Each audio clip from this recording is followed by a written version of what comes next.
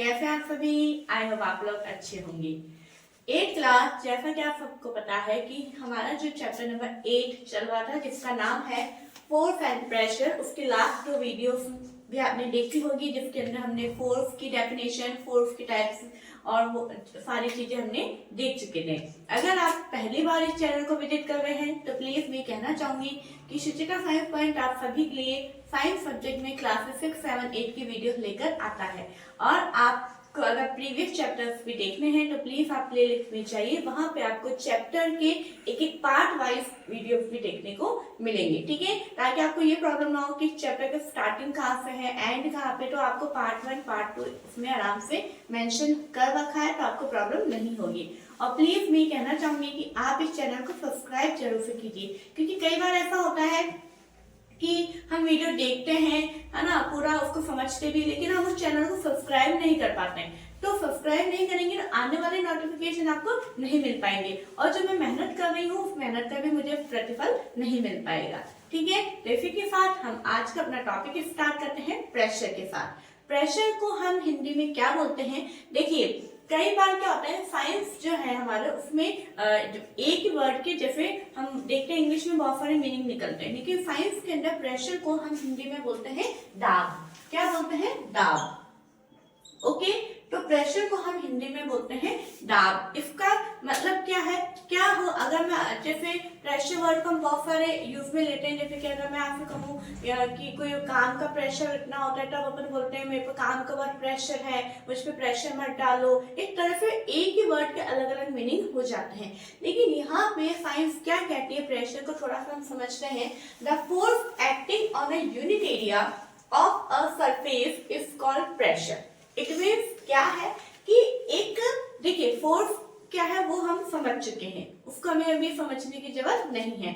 लेकिन अब क्या कह रहा है कि कोई भी सरफेस है ना, जैसे कि फॉर एग्जांपल ये कोई एक क्या है, ये कोई एक वुडन प्लैंक है या एक कोई वॉल है ना, आप देखते हैं वॉल है और उसके ऊपर अगर मैं कोई आयरन नेल, है ना, आयरन नेल जो है, लोहे की कील जो है, अगर मैं उसको इस तरह से रखती हूँ और हमर से उसको जो है उसको उस पे हिट करती हूँ, तो क्या होता है कि जो नेल है वो धीरे धीरे धीरे उस पूरे वॉल के अंदर चली जाती है। ऐसा क्यों है?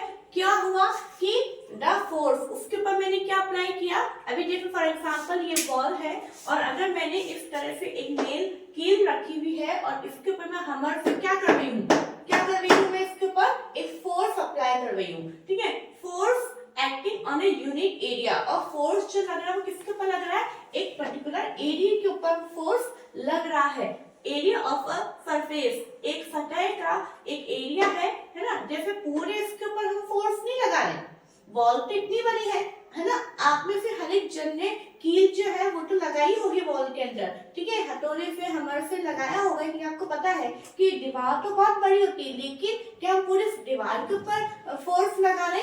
नहीं, हम कहाँ लगा रहे? पूरे इस वॉल के ऊपर एक पर्टिकुलर यूनिट एरिया, यानी वो एरिया जहाँ पे हमें वो कील लगानी है, तो उस एरिया पे जब हम उस नेल को, कील को रखते हैं, उसके ऊपर फोर्स अप्लाई करते हैं, तो क्या होता है? वो कील अंदर चली जाती है, तो उसको अपन बोलते हैं प्रेशर, ठीक है। उसको हम क्या बोलते हैं? दाब हिंदी में बोलते हैं, और इंग्लिश में हम क्या बोलते हैं? उसको प्रेशर। अब यहाँ पे देखिए कि जब हम फिजिक्स की बात करते हैं तो फिजिक्स के अंदर क्या होता है, जब डेफिनेशन होती है तो डेफिनेशन के साथ में उसके फॉर्मूलाज भी होते हैं। तो यहाँ पे प्रेशर का फॉर्मूला क्या हुआ? Pressure is equal to force upon area on which it acts, यानी प्रेशर क्या होता है कि जो एरिया के ऊपर लगने वाला फोर्स, उसको अपन क्या बोलते हैं? प्रेशर। अब यहाँ पे आप एक बात थोड़ा सा ध्यान करिए कि क्या है, प्रेशर और फोर्स में क्या रिलेशन है? Pressure is proportional to force, है ना, यानी अगर फोर्स बढ़ेगा तो प्रेशर भी बढ़ेगा, फोर्स कम होगा तो प्रेशर भी कम होगा। लेकिन यहाँ पे प्रेशर और एरिया के बीच में क्या रिलेशनशिप है? प्रेशर जो है वो एरिया के इनवर्स प्रोपोर्शनल है, यानी उल्टा है। अगर एरिया ज्यादा होगा तो प्रेशर कम लगेगा और एरिया कम होगा तो प्रेशर ज्यादा होगा, ठीक है। तो यहाँ पे हमेशा आप ये देखते हैं कि यहाँ पे एक छोटी सी बात, यहाँ पे थोड़ा सा आप इस पिक्चर को देखिए कि एक मैंने यहाँ पे एक वुडन प्लैंक लिया है, ठीक है, एक लकड़ी का अपन टुकड़ा या पीस या कुछ भी बोर्ड अपन बोल सकते हैं। इसके ऊपर एक ही जो कील है, कील आप देखते हैं कि जैसे कि अभी इस तरह से मैं अगर दिखाऊं आपको तो ये एकदम पॉइंटेड है ना, निडल पिन है। तो अगर जो कील होती है, जो आयरन नेल होती है, उसका जो पॉइंटेड पोर्शन होता है उसको ही हम बॉल की तरफ उसके ऊपर प्रेशर डाला जाता है ना। लेकिन जो उसका हेड पिन है उसकी तरफ तो अपन नहीं करते। क्यों? क्योंकि जो पॉइंटेड है उसका एरिया क्या है, स्मॉल है, उसका एरिया कम है। तो एरिया कम होगा तो उस पर प्रेशर कैसा हो जाएगा, लार्ज हो जाएगा, ठीक है। इसी तरह से यहाँ पे भी जैसे कि मैंने बॉल का समझाया कि जो नेल होती है उसका पॉइंटेड पॉइंट जो है उसका एरिया कैसा होगा, कम होगा, तो उस पर प्रेशर ज्यादा लगेगा। और अगर हम नेल के जो हेड पिन है उसकी तरफ से अगर हम उसको बॉल पे प्रेशर लगाएंगे तो क्या होगा, उसका एरिया ज्यादा हो गया। ज्यादा होने से प्रेशर कम लगेगा, और प्रेशर कम लगेगा तो क्या होगा ऑटोमेटिकली जो नेल है उस बॉल के अंदर इंसर्ट नहीं हो पाएगी। ठीक है बच्चों, आई होप आपको ये समझ में आ गई होगी। अब यहाँ पे हम जब फॉर्मूला देख रहे हैं तो फॉर्मूले से बहुत सारे न्यूमेरिकल भी हम देख सकते हैं, तो इसकी हमें यूनिट भी देखनी होगी। तो प्रेशर की अगर आपसे कोई पूछे तो प्रेशर की यूनिट क्या होगी, प्रेशर की यूनिट हम कैसे निकालेंगे बताइए। आपको ध्यान हो तो फोर्स की यूनिट क्या थी, फोर्स की यूनिट होती है न्यूटन, फोर्स की यूनिट क्या होती है, न्यूटन। और एरिया की यूनिट क्या होगी, मीटर स्क्वायर, एरिया की यूनिट क्या होगी, मीटर स्क्वायर। तो हमारे प्रेशर की यूनिट क्या होगी बच्चों, न्यूटन पर मीटर स्क्वायर। ये आपको लिख लेना है और याद भी करना है। प्रेशर की यूनिट क्या होगी, न्यूटन पर मीटर स्क्वायर। और इसके साथ में हम इसको या तो आप न्यूटन पर मीटर स्क्वायर बोलेंगे या फिर हम क्या बोलेंगे, पास्कल। क्या बोलेंगे, पास्कल। यानी इस प्रेशर की यूनिट को आप पास्कल भी लिख सकते हैं या फिर न्यूटन मीटर स्क्वायर भी लिख सकते हैं। न्यूटन मीटर स्क्वायर कैसे, मैंने आपको समझा दी, रटने की जरूरत नहीं है। एक पल को अगर आप यूनिट भूल जाते हैं तो आपको फॉर्मूला से यूनिट निकाल लेनी है। फोर्स की यूनिट क्या होती है, न्यूटन, और एरिया की यूनिट क्या होती है, मीटर स्क्वायर। ठीक है बच्चों, अब देखिए आगे का हम एक पॉइंट देखते हैं क्या है, थोड़ा सा हमने कंक्लूजन निकाला जो अभी तक हमने बात समझी है। The same force can produce different pressures depending on the area over which it acts. यानी क्या कह रहा है ये कि हमने फोर्स एकदम सेम लगाया है, अगर हमने अलग अलग जो है एरिया में, मतलब डिपेंडिंग ऑन द एरिया। जैसे कि मैं आपको बताना चाहती हूँ कि क्या कह रहा है ये कि अगर जैसे कि फॉर एग्जांपल एक बॉल है ना, बॉल के ऊपर जैसे, चलो अपन इसी से समझ लेते हैं कि यहाँ पे मैंने थंब लगाया है, मतलब मैं थंब उतना ही फोर्स लगा रही हूँ, मैंने थंब भी इसके वुडन प्लैंक के अंदर इंसर्ट करने के लिए पूरा फोर्स लगा रही हूँ, और उतना ही फोर्स मैंने आयरन नेल को इसके अंदर इंसर्ट करने के लिए लगाया है। सेम फोर्स लगाया है, कैन प्रोड्यूस डिफरेंट प्रेशर, लेकिन प्रेशर कैसा हो रहा है, अलग अलग हो रहा है। क्यों? क्योंकि मेरा थंब जो है वो तो अंदर जा ही नहीं पा रहा है, लेकिन जो आयरन नेल है वो अंदर चली गई। क्यों? क्योंकि प्रेशर अलग अलग हो गया। क्यों प्रेशर अलग अलग हो गया? Depending on the area over which it act, क्योंकि अलग अलग एरिया है। एरिया अलग अलग कैसे हुआ? क्योंकि आयरन नेल का एरिया तो बिल्कुल इतना सा है ना, आयरन नेल का एरिया तो बिल्कुल इतना पॉइंट बराबर ही है, लेकिन जो थंब है, मैं थंब पूरा यूं रख रही हूँ तो उसका एरिया इतना बड़ा हो गया। तो ये किसके ऊपर डिपेंड कर रहा है, प्रेशर किसके ऊपर डिपेंड किया, एरिया के ऊपर। फोर्स तो हम बिल्कुल बराबर लगा रहे हैं, फोर्स तो हम बिल्कुल बराबर लगा रहे हैं दोनों चीजों में, लेकिन प्रेशर अलग अलग क्यों हो गया, डिपेंड किसके ऊपर कर रहा है, एरिया के ऊपर। आ रही बात समझ में? क्योंकि एरिया मैंने पहले ही बोला था आपको कि एरिया अगर ज्यादा होगा तो प्रेशर कम होगा। यहाँ पे एरिया ज्यादा था इसलिए प्रेशर क्या हुआ, कम हो गया, और यहाँ पे एरिया कम था इसलिए यहाँ पे प्रेशर ज्यादा हो गया। ठीक है, आई होप आपको ये पॉइंट समझ में आया होगा। अब नेक्स्ट चलते हैं अपन everyday observation on the basis of pressure. यानी हमारे रोज के डेली लाइफ के अंदर बहुत सारे ऐसे ऑब्जर्वेशन, बहुत सारे ऐसे एप्लीकेशंस हम देखते हैं अपनी लाइफ के अंदर जो कि प्रेशर के ऊपर डिपेंड करती है ना, डार्क के ऊपर आधारित होती है। तो पहला पॉइंट है, potters place a round piece of cloth on their heads. Potters क्या होते हैं, आप देखते हैं रेलवे स्टेशन पर, स्टेशन पर अपन कुली देखते हैं जो कि बहुत सारा हैवी लोड हमारा जो सामान होता है वो कैरी करते हैं। तो आप देखते हैं कि जो सामान हमसे नहीं उठ पा रहा होता है वो सामान को आसानी से कैरी कर लेते हैं। क्यों? क्योंकि सबसे पहले आपने देखा है कि कितनी बार वो एक कपड़े का ऐसा राउंड सा बना के अपने हेड के ऊपर रखते हैं। हेड के ऊपर रखने के बाद में वो बहुत सारी सूटकेस है ना, बहुत सारे बैग है वो ऊपर रख लेते हैं। ऐसा क्यों, क्या जरूरत है रखने की? और यही चीज अगर आप गांव में जाएंगे, रूरल एरिया में जाएंगे, तो हम देखते हैं बहुत सारी जो वुमेन्स होती हैं वो जो पानी के घड़े होते हैं उनको भी अगर उनको सर पे रखने होते हैं तो क्या रखते हैं वो, पहले वो कपड़े का एक ऐसा राउंड सा बना के सर पे रखते हैं, उसके ऊपर वो रखते हैं। ऐसा क्यों? तो इसका भी एक रीजन है। Potter place a round piece of cloth on their head when they have to carry heavy loads.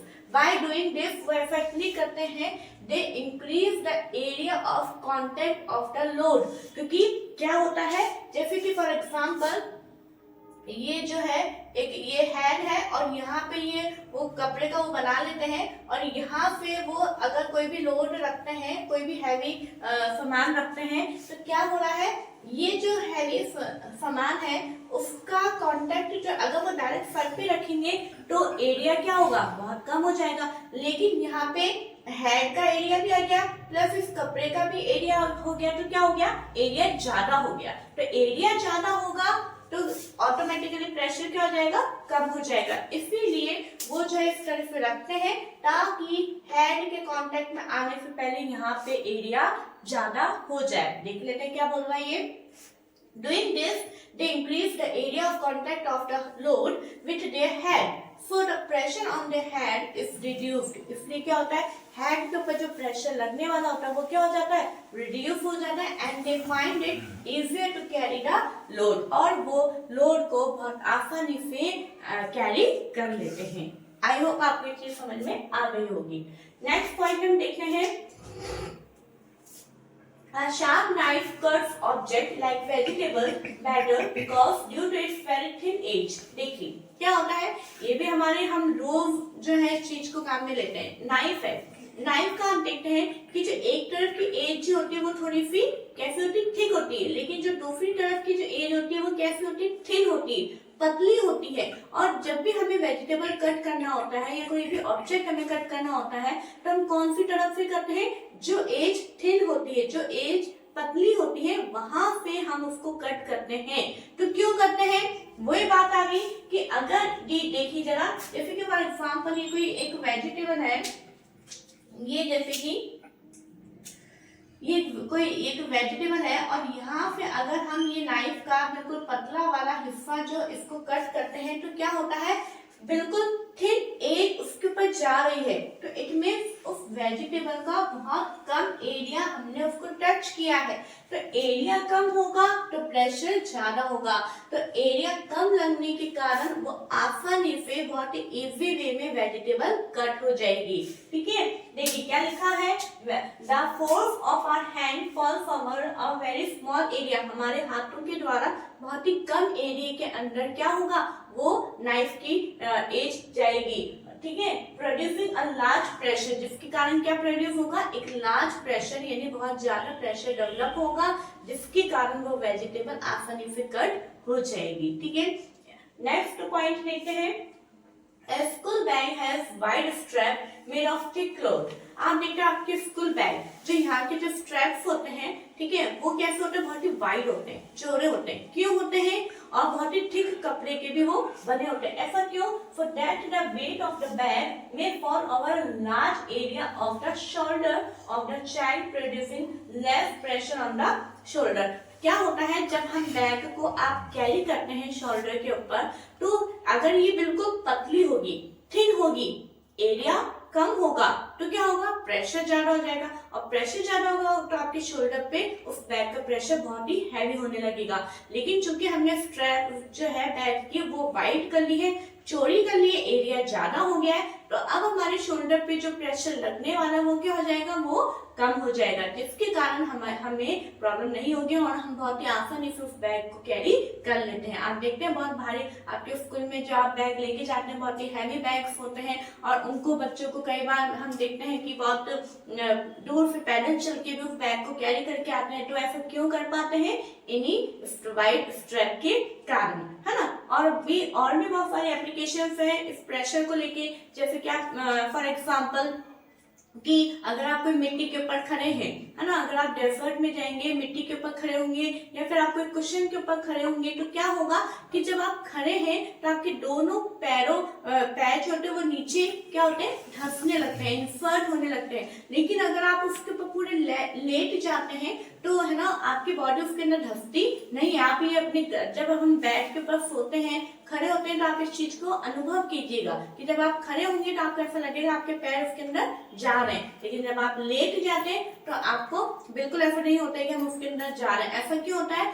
क्योंकि जब हम खड़े हैं तो केवल हमारे दोनों पैरों का जो वेट है वो उसके ऊपर है। दोनों पैरों का एरिया इतना सा एरिया ही है, तो एरिया कम है तो प्रेशर ज्यादा लगा, प्रेशर ज्यादा लगा तो क्वेश्चन क्या होगा, वो नीचे हो जाएगा। लेकिन जब हम लेट जाते हैं तो एरिया इतना बड़ा हो गया, और एरिया बड़ा हो गया तो प्रेशर कम हो जाएगा।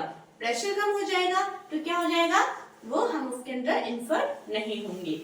ठीक है बच्चों, तो आई होप आपको ये चीज समझ में आ गई होगी। लेकिन देखिए, आपके जब एग्जाम में क्वेश्चन फ्रेमिंग होता है तो कोई ना कोई एप्लीकेशन ऐसा करके पूछ ली जाती है, व्हाई ऐसा हो रहा है, तो क्यों, तो लेकिन सबका आंसर एक ही होगा कि इसके अंदर एरिया कम होगा, इस वजह से प्रेशर ज्यादा लगेगा।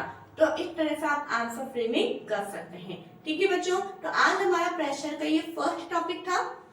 नेक्स्ट आने वाली वीडियो में हम प्रेशर का आगे वाला टॉपिक भी कवर करेंगे और उसी के साथ में हमारे चैप्टर भी कंप्लीट हो जाएगा। आई होप आपको वीडियो अच्छी लग रही होगी, समझ में आया होगा, और अगर नहीं समझ में आया तो प्लीज आप वीडियो को पीछे से वापस रिवर्स करके देख सकते हैं, और अगर अच्छा लगता है तो प्लीज आप लाइक भी किया करें और कमेंट भी किया करें, और अभी तक आपने सब्सक्राइब नहीं किया है तो प्लीज आप सब्सक्राइब भी कर लीजिए और दूसरों को शेयर भी करिए। Okay, thank you.